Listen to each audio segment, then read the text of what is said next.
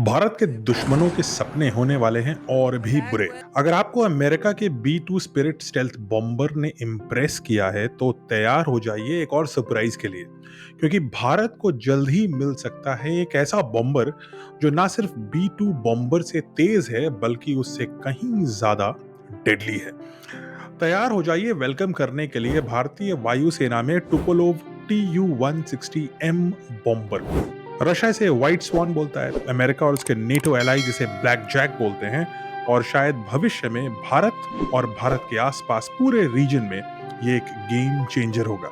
टुपोलोव 160 एक ऐसा strategic bomber है जो दक्षिण एशिया के पावर बैलेंस को पूरी तरीके से हिला सकता है, और जब रशिया ने इसे भारत को ऑफर किया तब ग्लोबल डिफेंस सर्कल्स में हलचल मच गई।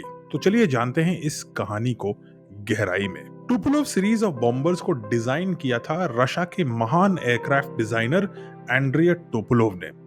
इंटरेस्टिंग बात यह है कि जब सेकेंड वर्ल्ड वॉर चल रहा था तो अमेरिका के B-29 सुपर फोर्ट्रेस बॉम्बर्स पूरे नाची जर्मनी के ऊपर बम पे बम गिराए जा रहे थे। इन्हीं में से 3 बॉम्बर नाची एंटी एयरक्राफ्ट फायर से क्षतिग्रस्त हुए और उन्हें इमरजेंसी लैंडिंग करनी पड़ी सोवियत यूनियन में। अब इंटरेस्टिंग बात यह है कि उस समय सोवियत यूनियन और अमेरिका दोनों मिल करके जर्मन से लड़ाई कर रहे थे, लेकिन रशियन से एक कदम आगे थे।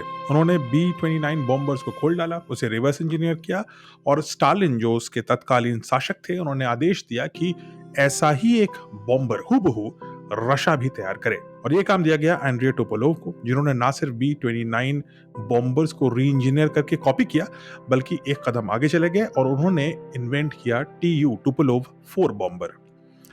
टुपोलोव सीरीज बॉम्बर्स पूरे कोल्ड वॉर में बढ़ते गए, चढ़ते गए, बेहतरीन बनते गए, और उसी का जो सबसे बेहतरीन वर्जन बना है 1980s के दशक में वो है TU-160।